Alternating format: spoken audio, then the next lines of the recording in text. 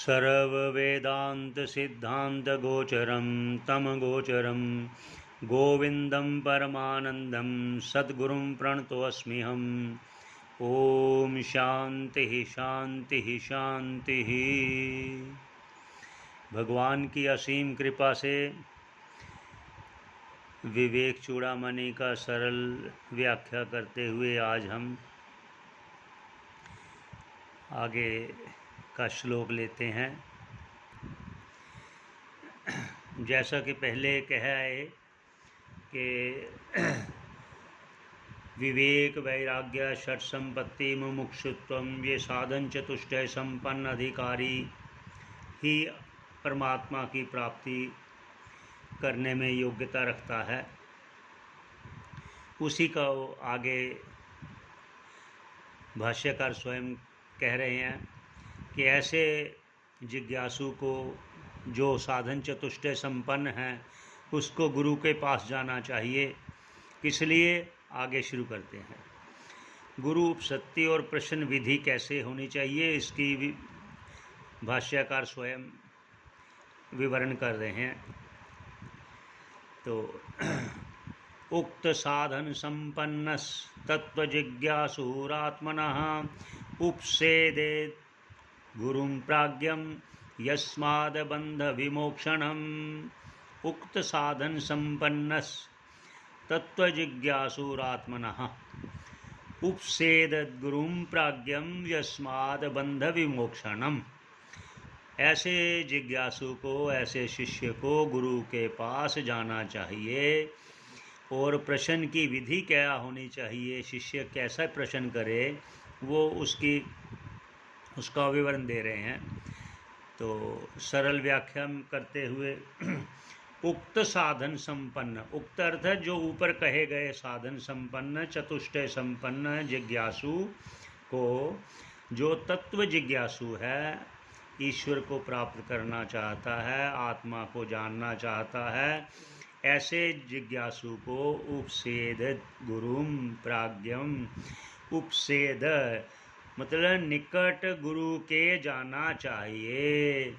कैसे गुरु के पास जाना चाहिए? जो प्राज्ञम विद्वान है, श्रोत्रिय है, ब्रह्मनिष्ठ है, ऐसे गुरु के पास। यस्माद् बंध विमोक्षणम, जिससे उसका भवबंधन अर्थात जन्म मरण रूपी संसार, अज्ञान अविद्या काम और कर्म रूपी शोक मोह से वो मुक्त हो सके, निवृत्त हो सके।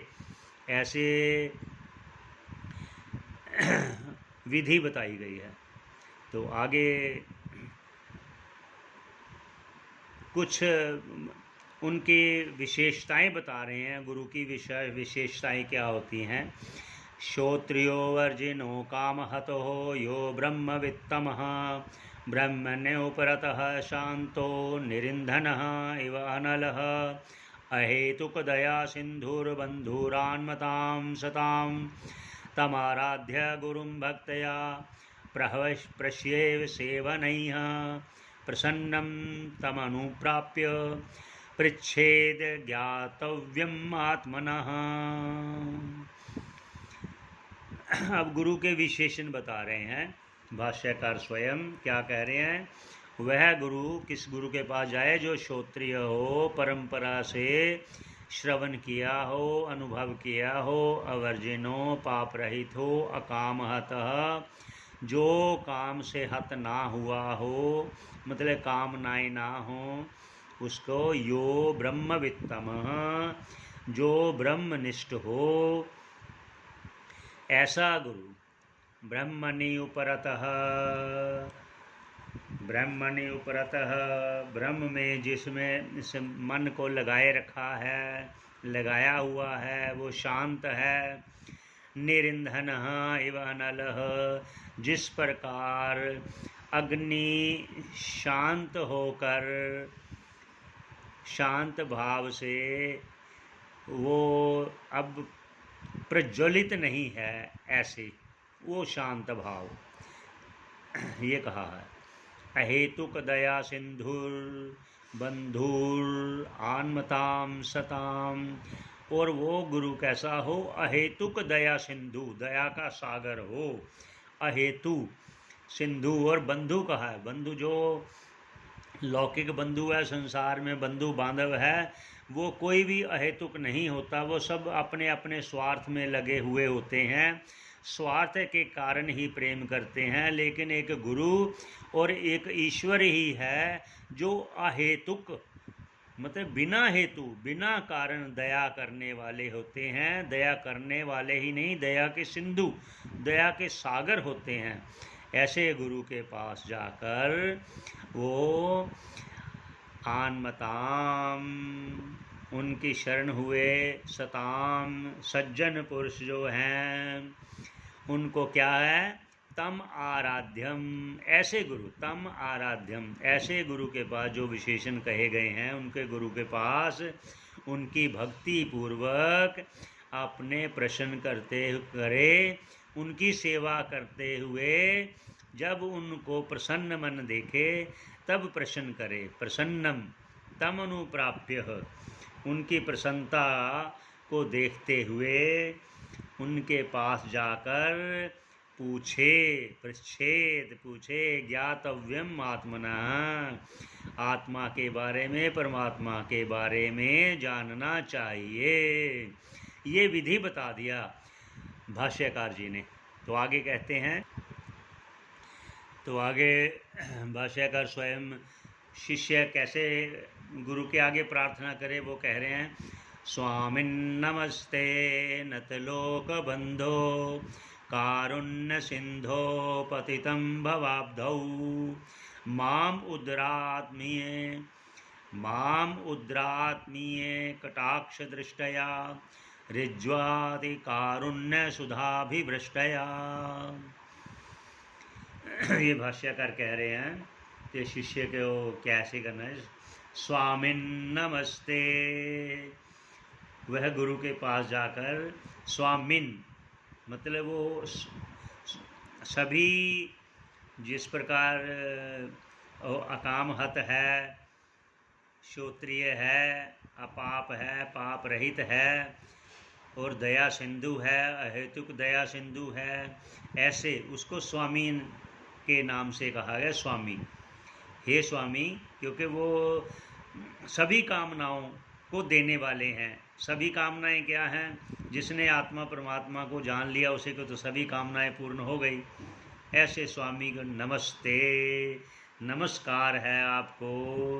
नतलोक बंधो हो, नतलोक बंधो हो, कि आप सभी के बंधु हैं।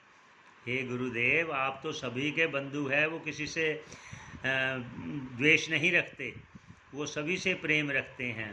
तभी कहता है सर्वभूत हिते रताः, वो सभी भूतों के हित की कामना करते हैं। नतलोक बंधो, इस संसार में बंधु तो दो ही हैं, एक गुरु जी हैं, ऐसे जो विशेषण कहे गए हैं, और दूसरा भगवान श्री कृष्ण जी हैं। भगवान सभी के बंधु हैं, अहेतुक कृपा करने वाले हैं। और क्या कहा, कारुण्य सिंधो, कारुण्य सिंधो, करुणा करने के पर उनका हृदय विशेष विशाल समुद्र के तरह है। और पतितं भवाब्धौ, तो क्या संसार में पड़े हुए जो पतित हैं उनका उद्धार करने वाले हैं। ऐसे ही आप माम उद्रात्मीय कटाक्ष दृष्टया, तो माम मेरा भी उद्धार कीजिए अपनी करुणा भरी दृष्टि से, अपनी करुणामयी दृष्टि से। आगे ऋज्वाति कारुण्य सुधाभिवृष्टया, अपनी सरल भाव से, करुणा भाव से मुझ पर कृपा करके अपनी करुणा अमृतमयी वर्षा करने वाली दृष्टि से मेरा कल्याण कीजिए हे गुरु जी। ये ऐसा शिष्य कहे। आगे कह रहे हैं तो और शिष्य को कैसे प्रश्न करना चाहिए, आगे जाकर प्रार्थना करनी चाहिए, उसके लिए कह रहे हैं, दुर्वार संसार दवाग्नितप्तं दोधूयमानं दुर्दृष्टवातैः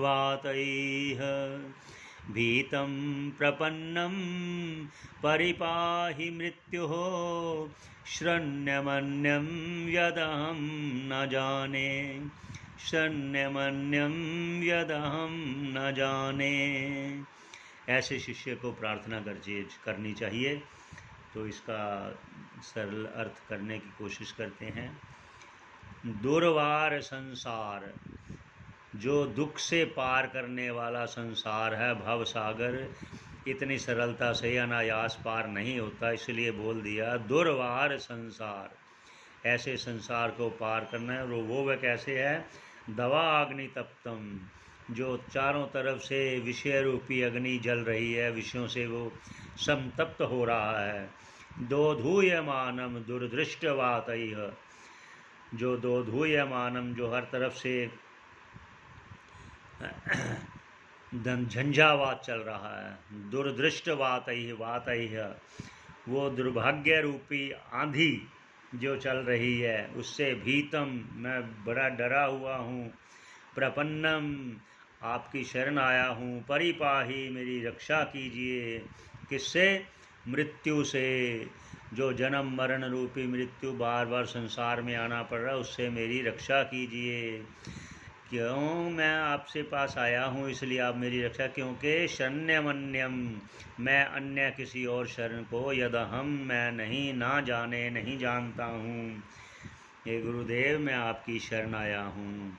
इसलिए वो कह रहे हैं शरण्यम अन्यम यदहम, जो मैं तो और कोई शरण जानता ही नहीं, इसलिए मैं आपकी शरण आया हूँ, मेरी रक्षा कीजिए। दुर्वार संसार दवाग्नितप्तं दोधूयमानं दुर्दृष्टवातैः भीतं प्रपन्नं परिपाहि मृत्योः शरण्यमन्यं यदहं न जाने। देखो कितना सुंदर भाष्यकार समझा रहे हैं। तो ऐसे ही आगे करेंगे, जो सरल व्याख्या की कोशिश, इसी पर भगवान के आगे प्रार्थना करते हुए, उनका आशीर्वाद लेते हुए कि परमात्मा सबका कल्याण करे, और परमात्मा की कृपा से ही ये कोशिश कर रहे हैं। तो यहीं पर विश्राम देते हैं। ओम पूर्णमदा पूर्णमिदं पूर्णात् पूर्णमुदच्यते पूर्णस्य पूर्णमादाय पूर्णमेवावशिष्यते। ओम शांति शांति शांति।